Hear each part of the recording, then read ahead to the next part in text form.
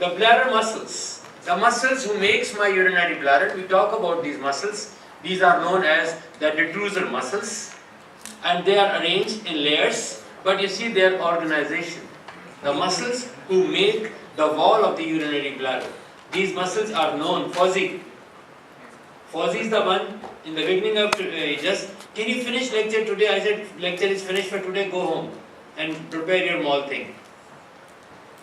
So this urinary bladder is made up of different layers of the same muscle. All these muscles are smooth muscles. And these muscles, look at their organization. They are organizing in different ways, even at the lower part of the urinary bladder, which is known as the bladder neck. At that place, the organization is very different.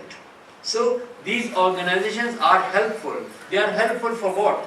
When we have to evacuate our urinary bladder during the emptying time, the emptying phase of our urination, they contract and they completely evacuate the urinary bladder. So this organization is really helpful in evacuating the urinary bladder. Urinary bladder, primarily, it's connected with three kind of function.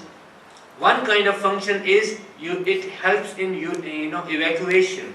Second is urination, and third is the sphincteric mechanism, which really control release of urine. And the last one, during sexual intercourse, this urinary bladder has some specific characteristics, and those characteristics are the one which prevents the re-entry of semen, re-entry of ejaculatory fluid. It should be going forward, it should not be getting into urinary bladder. And if someone have a problem with those mechanisms, if there is a failure of that mechanism, what happens? The person at the end of his sexual intercourse, he will not have an external ejaculator. Nothing comes out. And after finishing, he goes to the restroom, and when he passes his urine, he can see his semen is floating within his urine. And these people, they have serious issues. So being fathered, it's become difficult because semen is not going forward, sperms are not going forward, so they cannot reach to the female partner, and the conceptus and the whole pregnancy will not be occurring. And these people will present with infertility, and then there are options for them. Either we should treat the bladder, or we can offer them in vitro fertilization, the IVF, different kind of IVF supports. IVF, I hope you will be knowing. If you don't know, you call it Tifl and Abib. You know that part? So those sort of services has been offered to these people where they are suffering from retrograde ejaculation. So this is one of the problems which may occur with different kind of people, because of if they are having problem during the development or after living and having some kind of surgeries on urinary bladder, there are fair enough chances that people might develop retrograde ejaculation. So the ejaculated material, instead of going forward, is coming backwards. And this backward flow of the semen will be affecting their future life, so they cannot be fathered, and there is a big question. And this question, a completion of family is important for human beings. And there are people who are affected badly if they are not able to have, and if the partner knows that my male partner is not capable for this reason, he is capable for other performance, but he cannot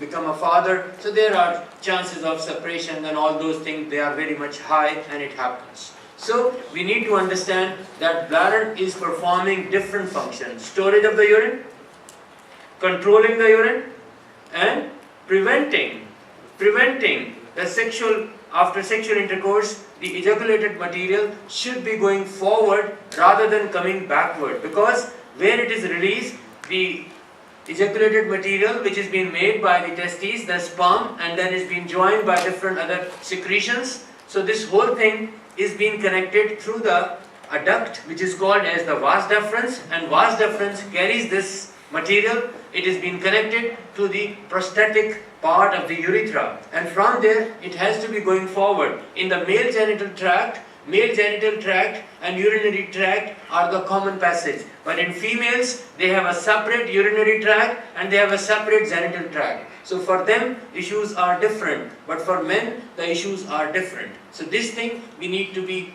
very clear about. I hope message is gone. So this organization of the bladder muscles, and you can see that how they are overlapping and how they are organized, it's meaningful and it is important, and this kind of arrangement is needed, and all these muscles all together we call them detrusor muscles. And you can see that anterior, posterior, medial, superficial, and even you see the trigone has a very different kind of arrangement. And you know, as we talked previously, that bladder mucosa, when bladder is empty, normally bladder has to be empty. When bladder is empty, it throws in folds. But this trigone never goes in folds, it remains stretched all the time, no matter bladder is full or bladder is empty. Is that clear? So now, the posterior relations of urinary bladder are very important, and they have one of the mainstay of understanding. And we ask this a lot. Ask your seniors, they will tell you. I'm sure all of them have faced this question. The posterior relation of urinary bladder in males and posterior relation of urinary bladder in female, they are different. In female, posterior surface or the base of the urinary bladder is directly related to the vagina and lower part of the cervix. But in males, as we have two vas deferens, and these vas deferens are those tubes which passes through the inguinal canal, and they go backwards and they are connected with the prostatic part of the urethra, and they are carrying the sperm whatsoever has been made from the testes, and they has to be poured into the urethra. So we can see that the vas deferens is one of the structure who's related onto the posterior surface of the urinary bladder. Now this vas deferens, when it's coming down, it has some these expanded parts, and these parts are given the name of seminal vesicle. This seminal vesicle is a reservoir. So the sperm which has been created, the sperm which has been made after being formed, they are being transferred into this sac-like structure, and at the time of ejaculation they are being expelled out. And when they stay in this, when they are staying in these seminal vesicles, there are certain hormonal releases also there, and they are being added up, and they are contributing in the whole semen formation. So my seminal vesicles and my vas deferens, their ducts, they join together, and collectively the duct which is formed, we call this duct as the ejaculatory duct. This ejaculatory duct, it passes through some part of the prostate gland, and this ejaculatory duct open as two, because we have right ejaculatory duct and we have left ejaculatory duct. So these two ducts, they are connected to my prostatic urethra, and from there at the time of need they are expelling, they are pushing, they are propelling their contents into the anterior part of the urethra. Posterior part of the urethra is not possible because that is closed at that time. And who closes it off? The door is closed, and who closed that? Those are the mechanisms which are governed within the urinary bladder. Its wall, its muscles and its sphincters, they all come in play, and they regulate this thing. And if they fail to do so, the person is suffering from a problem, and that problem is given the name of retrograde ejaculation. Yes, my dear. Since the sperm transported from the seminal vesicle, what will do the vas deferens and the prostate? What they do? Yeah, the vas deferens. It will transport what? Guys, we have answer for him. His question is, the sperms, when they leave the seminal vesicle, what they do in the prostate? Yes, and also what will be transported in the vas deferens? Now, whatsoever, because you know that day and night a male partner is not having intercourse all the time, but there is a pertinent time for that. So now the sperm whatsoever has been made by the testis, they are made and they are transferred from the testes, and they are coming through this vas deferens and they are stored here. Make sense? So this is the storage place for the sperms. So now when they are staying in this seminal vesicle, there are certain secretions which are added up with this sperm, and these secretions are for the well-being of the sperm. Now at the time of ejaculation, the duct itself, the vas deferens, and the duct which is coming from my seminal vesicle, they join together. So at the time of ejaculation, both the freshly formed and the stored semen, both of them has been pushed forward.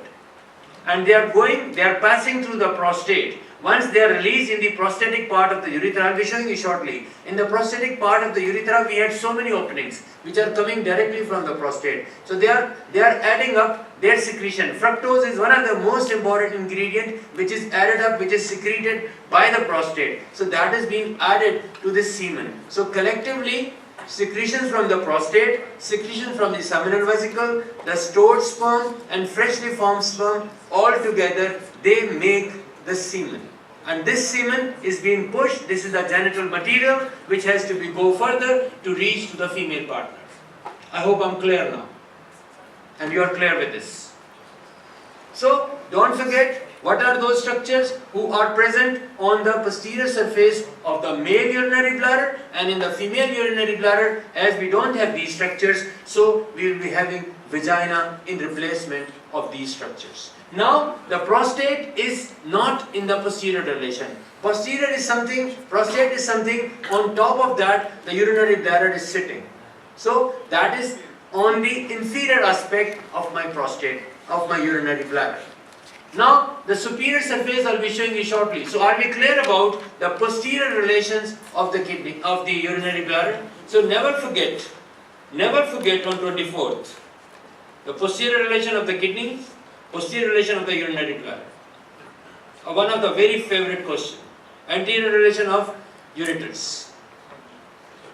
Now, let's see it. This is a section. A sagittal section, not a sagittal, this is a frontal or a coronal section, and we are looking at the iliac bones, and we can see that these are the ischial, and there are my obturator membranes, and these are, so I am making what? The pelvic floor, how these structures, they are suspended in my lowermost part of my body, in my lower abdomen. So we have the pelvis. So pelvis, the bottom is not closed, there is no bone, there are just some few membranes who lives here. So let's make those. So laterally we learn that the pelvis is basically two coxal bones, two hip bones. They join together with sacrum and they are making the full pelvis. This coxal bone, this hip bone we learn with when we are doing RMSK.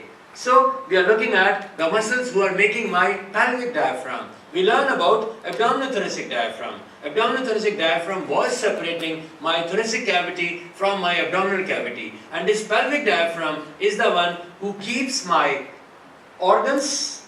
They are useful for reproduction. They are useful for urine retention. They are useful for the excretion of my feces. So my rectum, my urinary bladder, and in case of females, the uterus, they have been suspended, they have been kept within the human body. They are not popping down, they are not falling down, and this place, who's keeping them in, that is the pelvic floor, and that is made up of pelvic diaphragm. And right now I am in a process of making the pelvic diaphragm. One muscle which contributes here, you can see that this muscle is obturator internus. And then I have, this is how my urinary bladder. Because this section is taken at that level, so I cannot show you rectum here at the moment.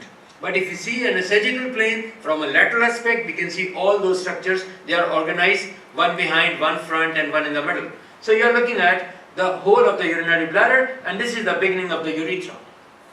As this is a male example, so I cannot show you further. You can see that this urethra goes horizontal, then it becomes vertically downwards. So it can assume the shape of the penile tissue. So this is being cut here. So we are looking at, this is a coronal section, a frontal section. So this muscle contributes, and the muscle who contributes in making my pelvic diaphragm, that is obturator internus, which is being superimposed by, there is another muscle which holds it. And that is this muscle is very important, and if this muscle becomes weak, it becomes a disaster.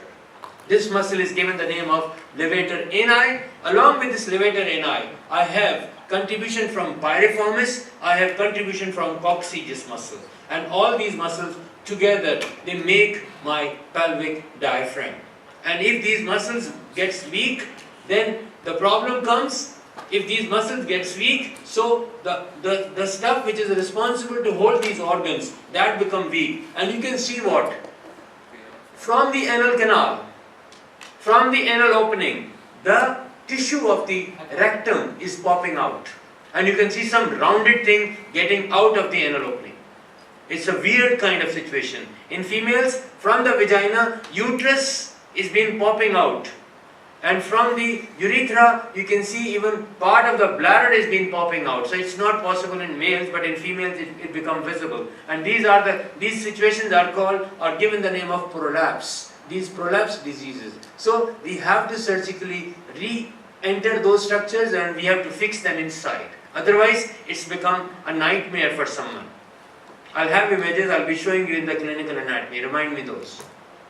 So we can see that this levator ani. This levator ani muscle has 3 parts. And you need to learn about this levator ani today. And when you will be returning after your break, you need to learn in detail about this muscle, because endorepro block, this levator ani has a mainstay there.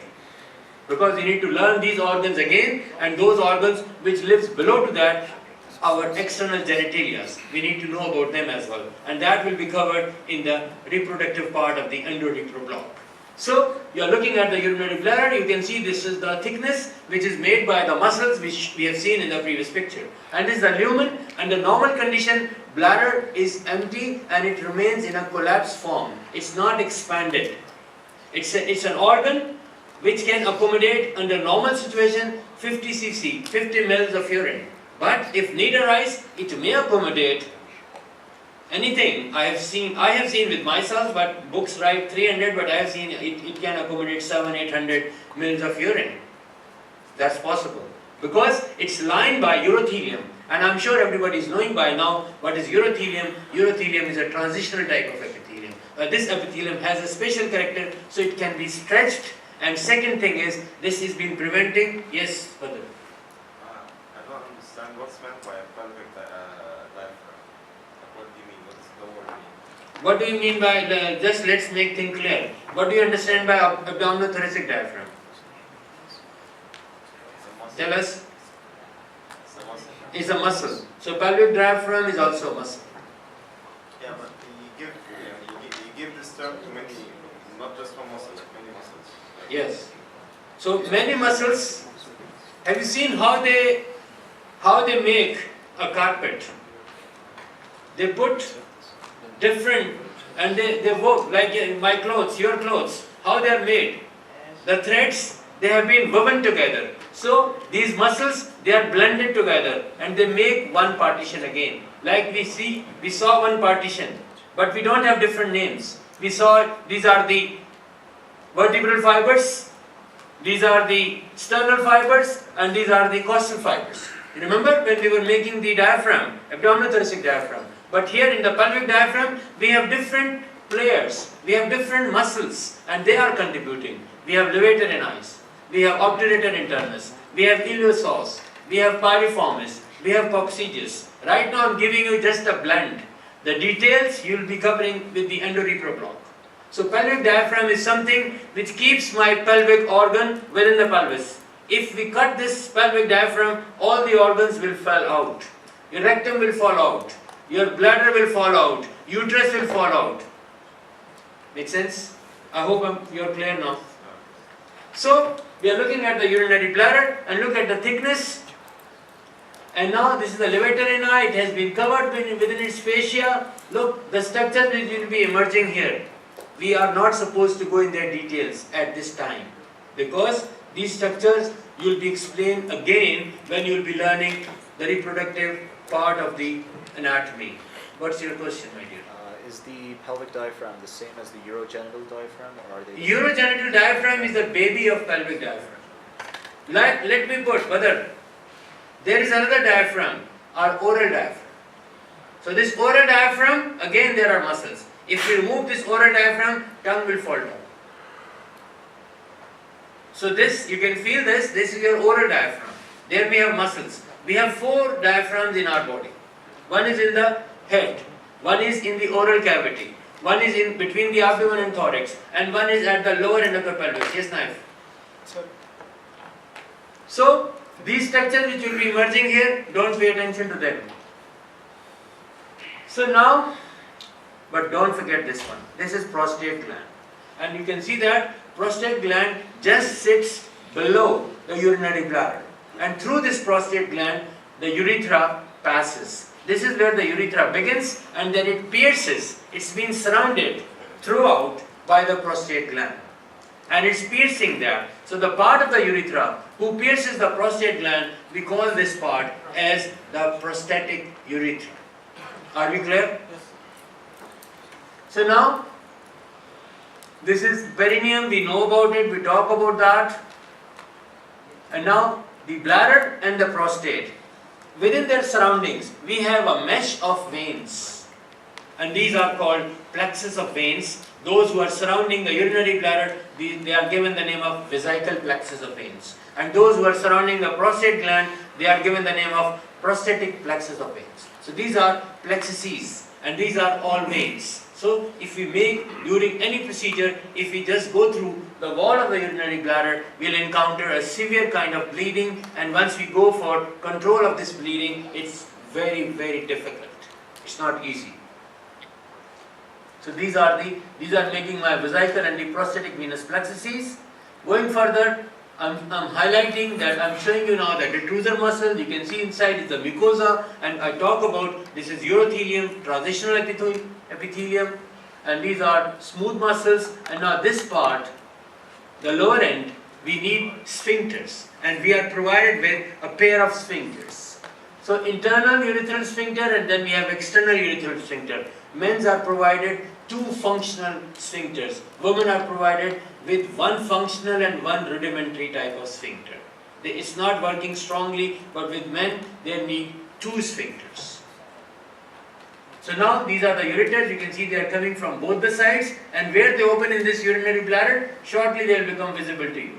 You can see their openings. So this is how my ureters, after having an oblique course in the wall of the urinary bladder, in the wall of these detrusor muscles, it has been opening within the lumen of the urinary bladder. Are we clear? So now these are the uteric orifices, and now there is in between, we have an area of the urinary bladder which is not shrunken, it is always stretched. And we call this, it's like a triangle, we call it trigone of the urinary bladder. Are we good? And this trigone is the area where we have sensors. And these sensors are connected with my brain. And they are the one who intimates the brain that there is some urine which has been collected within the lumen of the urinary bladder. Now, higher center will decide when you have to visit the restroom which is nearby, and then you have to evacuate your bladder. Make sense? So the sensors has been located primarily within the region of the trigone of the urinary bladder. So now this part of the urethra which passes through the prostate, we call it prostatic urethra. Now within the prostatic urethra you can see there are 3 holes. 2 holes are representing the opening of the ejaculatory duct. One from the right side, one from the left side. I hope you know what are those ejaculatory ducts. They were the combination of vas deferens and the seminal vesicle. They join together and they make these ejaculatory ducts. Safe.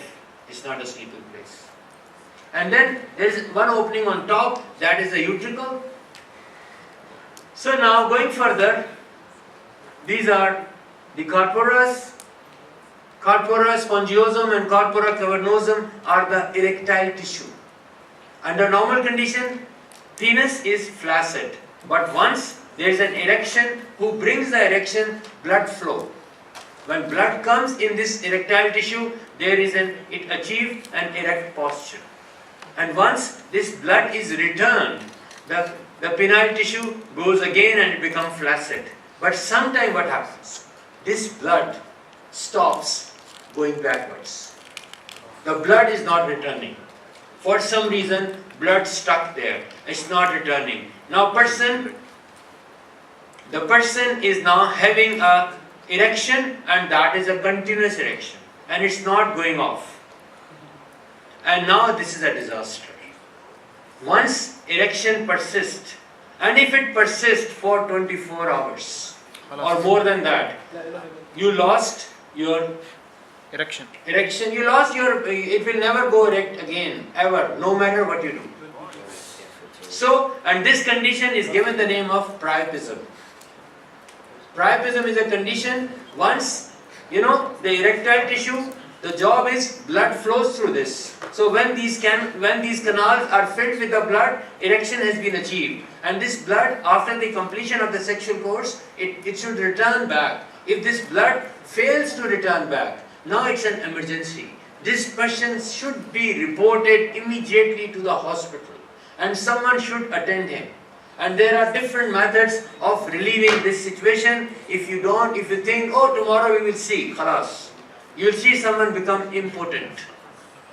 So it's a worst condition, and this is one of the urological emergency that people present with priapism. And who are the people who are primarily affected by this priapisms? Those who are using different kind of medications which are helpful, like Viagra-like thing, PDE5s, and there are certain sickle cell crises. There is some association. Sickle cell crisis is very common in this part of the world. So be careful. These patients might have priapism-like situation, and they present in ERs. So if you are inshallah, you will be physicians for tomorrow. So you have to be very clear with your minds that this priapism needs something. The treatment starts from medication and it goes to the surgical interventions. We have different mechanisms. The basic idea is these erectile tissue the blood should be drained from these erectile tissue. If this blood is not being retained and if this erection pursue for 24 hours and it cross that limit, then this person will become impotent. And that is a very, very important landmark where anybody should understand. So this is one of the kind of the erectile tissue which has been shown with blue. Now these are the cruras of the penis. So the penile tissue, its bony attachment with the wall, with the bones, is through these cruras. So two cruras, they blend and they make the penis. These are the connections of that. And now they are all surrounding. So there are different muscles. I told you we will not be talking in detail about those. There are so many things here. Now we have these glands, bulbourethral glands, and they continuously keep pouring their secretions. They continuously keep pouring their secretions. Sir. Yes. Now the urethra, when it passes through different areas, its name has been changed. I'm sure you have taken the lab with Dr. Ayman, so he must have explained a lot, and it'll ease my life. So this urethra, it has different names, and we need to be good with those names. Those informations are important. So, are you fine? Yeah. So now when it passes through this muscle layer, now this part of the urethra which passes through this layer, we call it membranous urethra. You might ask me, it's not a membrane, it's a muscle, but we call it membranous urethra. Are we good so far? And these are those glands, the bulbourethral glands, and they are one of those glands who pour their secretions, and that runs through the lumen of the urethra. So now we have seen the male urinary bladder. Now I'll be showing you a female urinary bladder. Same situation. And now this is because it ends here. The female urethra ends in the vagina. So it's ending here. It has the similar structure, except for the urethra is very short. It's around 4 centimeters in length. And the same levator ani, same layers, same peritoneum, same venous plexuses, but there is no prostate. So what is the counterpart of the prostate? Yes, you have some questions? Doctor, is this why women get UTI more often? Yes, very true. Because his statement is that is the reason that woman develops urinary tract infection so frequently, because It's short. it's very short, it's straight, and it is very close to other orifices. It's very close to anus, it's very close to vagina, so any kind of infection can travel back forth. So, and it is a straight, there are no curves. That's the reason. Sir, what was your question? You are raising a hand. We have, like you said earlier, we have a mechanism for preventing urine from coming out while, okay?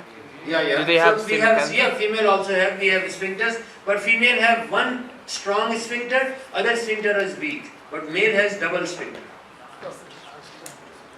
So now, all the structures are the same trigon, so everything is copy-paste, except for there is a prostate missing. My question was, what is the counterpart of the prostate in case of females? What is that organ who is replacing prostate in females? No. There is a gland, maybe, right? Who will answer me? I'm asking for those who are sleeping. Ejaz. I know you. Your leg was up on the chair.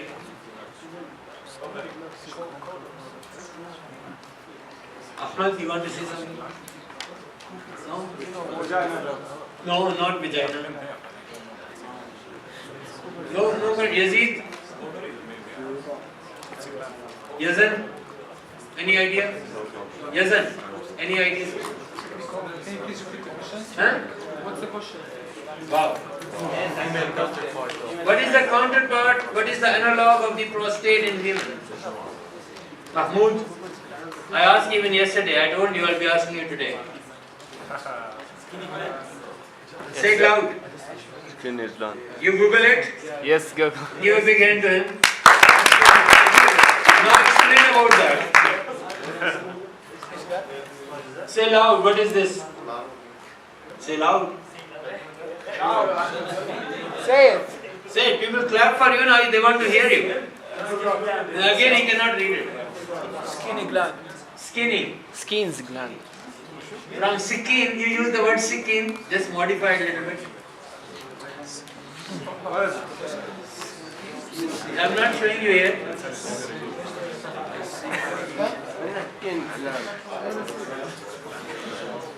It will be coming in my slide, don't worry, I'll show you that. S-E-E-N-E. Skinny gland. Okay, are we good with that? Yes. Guys, are we good with that? Now look at the urinary bladder. How it's opening, where urethra begins, how it is surrounded by different layer of muscles, and how they are controlling even the defecation, even the incontinence part, the continence part and the incontinence part, and how different muscle layers they are surrounding these outgoing channels, and they are responsible in maintaining, because if anybody passes urine, it's unacceptable. But at the extreme of age, we were all doing it. When we were child, when we were newborn, we had no control on our bladder. We have no control on our feces. And once people grow old, very old, they develop the same thing. So there is demyelination in older people, and with the newborns, they are in a developmental process, and second, they need training. I'll go in those mechanisms when I'll be talking about the nerve supply, that what happens, guys, the nerve supply of the ureter and nerve supply of the bladder are really important parts, and don't ignore them. Right now, I have introduced 3-4 times different kind and task of the things, but I'll be completing this topic when I'll be talking in the clinical anatomy. There I have a full session on incontinence of urine, and there I'll be concluding all those things. And in physiology, I'm sure you must have been explained about the filling phase, the emptying phase, the cycle, maturation cycle. So you need to be good with, like you have learned the cardiac cycle, so you need to be good with this maturation cycle, and how and what factors, where parasympathetics are responsible, where sympathetics are responsible, where sensory inputs are responsible, and how differently they are acting, and which nerves are being contributing, and that is important. Okay guys, now this is an important slide. Yesterday you took a lab with Paul, and he was talking about this concept. So who will tell me, I don't want from anybody who was in the evening lab yesterday, because I explained in detail there, anybody other than evening lab, explain to me what is suprapubic catheterization. Suprapubic catheterization. Yes. You're talking, now you tell me. Yes. Don't look behind, Aswad, in front of you. Aswad, in front of you. Yes, you're talking to him for quite 15 minutes. Yes, tell us. Shh. Jason, no benefit. Close your BRS.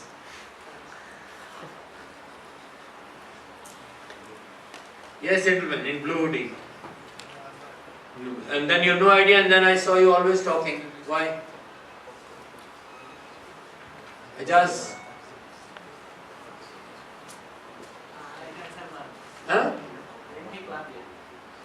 You didn't take the lab, you didn't take anything. So, but you need to know it. This is an important concept. Doesn't matter. Listen, you are adults. If objectives are there, it's been covered or not covered. It can be in the exam. That's it. It's not responsibility that one should come and explain it. Who will tell me? Little Ali. Going to be when you need to do surgery. Surgery, you cut everything. No, you have a problem in the bladder, so you go through catheterization. Really? Okay. What's happening in Yemen? Yes, dears. He's trying to figure it out. Yes. Did he find something? Don't look at him. Look at me. Jamur will tell us. I can tell that it's above the pubic area. But I couldn't hear the second one. Okay, so fine. Oh yeah. Before I say, Muhammad. is it suprapubic was it? Suprapubic catheterization or suprapubic cystostomy? So it's when you want to do a catheterization to insert something, and you have full bladder, so that it's closer to the peritoneal wall. Muhammad, there is a way when you are doing anything other than normal. Mm. Look, if I have to put my finger in my nose, it's very easy. If I need to do this, there must be a reason for that. Make sense? Yeah. If I have to do other way around, let's say, somebody asks you go to this banda on takhasusi, and if you are going to Khalidiya and Umul and then you can't turn around, Okay, so yeah. maybe there is some accident, some zahma, that road is closed, so that's why you're doing it. So there's a reason for things when you're doing an alternate. So that's what I'm trying to ask. Yes, my dear. Because You know, Paul has explained this concept in his lab session, that I know. Yesterday he did. I didn't attend, but I'm just thinking like. So that is, there are double problems. You didn't attend. You wait until the bladder is full, because you want it to be like above the pubic bone, so you can. No, you are far away. You are not connected. Ali Kavir, yes. Khalas, speak. Give the answer. You were there when I was explaining it. You remember it or you forgot it? No. Okay, Yasin has come up with something after his book consultations. I didn't find it. You didn't find it, wow. I'm trying to guess it. Maybe. No, I don't need guess. I don't have time for guesses. Mahmoud, you're in your neighborhood. Yes, my dear. Do you have an answer or you are doing some other thing? You are controlling the event, how they are playing music. Okay, Ahmed, tell them. Is it with the Guys, listen to him. Let's see how much he will produce. Then Abdulaziz, if he fails, then I'll come to you, and then my third person will be Allah. So I'm giving 3 people the task. So Ahmed, start. Where you land, the other person will take over. Yes. so when the urine builds up in the urinary bladder, it will swell and My dear, I gave an example.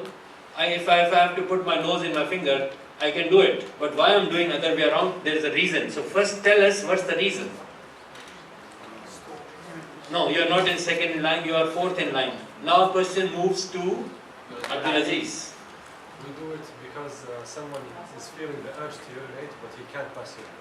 So he can't pass urine. So what could be the reasons why he can't pass urine? A lot of reasons. Maybe a stricture in the urethra, maybe the sphincters are not working. So Speak loud, people want to hear you. many reasons. It could be because of urethral stricture. The sphincters are not working. Listen, Abdulaziz. When we talk of reasons, we should talk what is the most common. Then we should talk what is less common, less common, less common. You should not bring something which is in the list is lower down. What is more appropriate, it should be on number 1. Yes, sir. Prostate. No, but before. Prostate inflammation. Prostate is not that thing for where we urinating. Allah. I don't remember. You don't remember? Wow, short-term memory loss. Good. So guys, what you're doing then? Why I was explaining? Now. Yes, Maz, your chance. Sir, this is an emergency situation. If we Guys, do you know the answer? no, Then listen to him. this is an emergency situation. If we don't do this, the bladder might burst. That's why, at the emergency situation, that's the easiest way to actually enter the bladder. That's all. You are not given the reason. Yes, my dear. What if, doctor, there's like a severe inflammation at the It's not happening, my dear. Severe inflammation is not something which prevents you from that. Guys, now you want to say it. Yeah, I think because the ureter is severely damaged. Thank you very much. Give a big hand to him. Here comes the experience. Good. I love it. I'm glad you are giving it. Yes. Continue. Okay, so first the patient, we need to make sure that... No, first tell them loud again. So what he was saying, once there is some traumatic situation, some accident, some severe problem. What kind of accident do you think? If a car hits you, that's an accident? If you fell down in front of a building, that's an accident? Look guys, be careful. We walk on the streets. There are manholes. Someone is rounded. For God's sake, never step on that. Never step on the rounded manholes. You know what can happen? It can, sometimes it can twist. It opens up.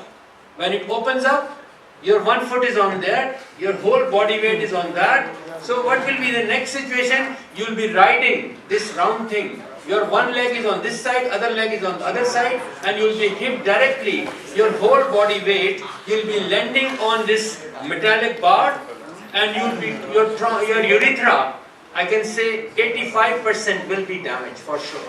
And not from one place, 3-4 places. Even, and second thing, you know, as a kid, we all love to use a bicycle. And once you're using a bicycle, you're standing on the pedals, and sometime you fell on the bar if your foot slips. That's another dangerous part. So be careful. So once someone fall on the bar of the bicycle, we call it straddle type of injury. So landing on a manhole gutter or landing on a bar, one has to be very careful. Or there is some pelvic fracture. So they all result, guys, this is an important concept. So there is a trauma to the urethra, number one cause. The other causes are there, what people were mentioning, prostate, everything is fine. But we should talk what is the most common cause. So as a result, now patient is unable to pass the urine. So this was the normal condition. Patient is fine, like you sitting here. When there is a need, you passes urine, you clean the bladder, you clear it up, everything goes fine. But now he is unable to pass the urine because there is some kind of trauma. I am not going into the detail of trauma. As a result, urine is not going out. Now bladder balloons up. We talk about on the superior surface of the bladder in males, we have only nothing but the loops of the small intestine.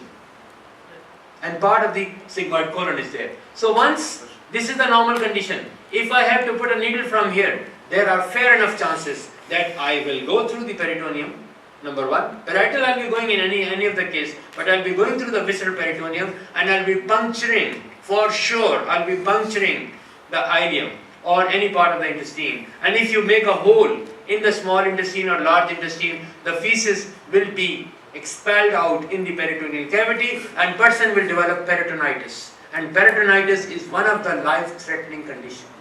And the treatment is, the answer is, someone loses malay. Someone will die.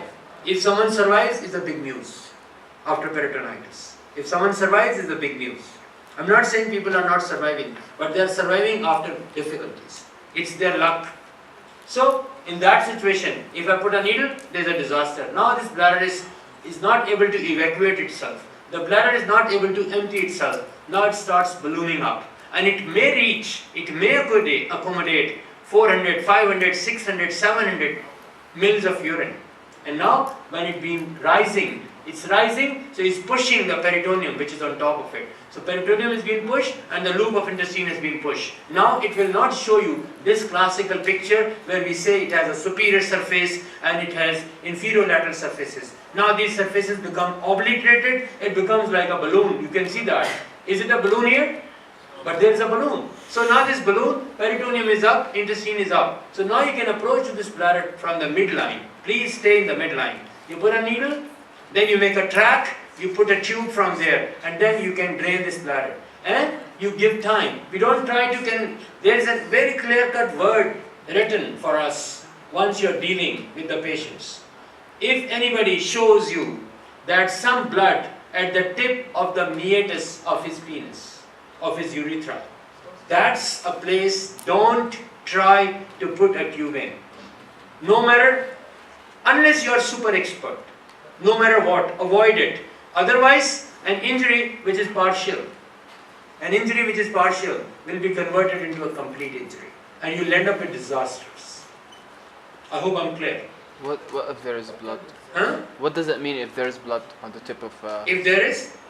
Blood. Blood means that there is some bleeding has occurred. So there is some rupture in the urethra. So if you go on a damaged track, what you can do?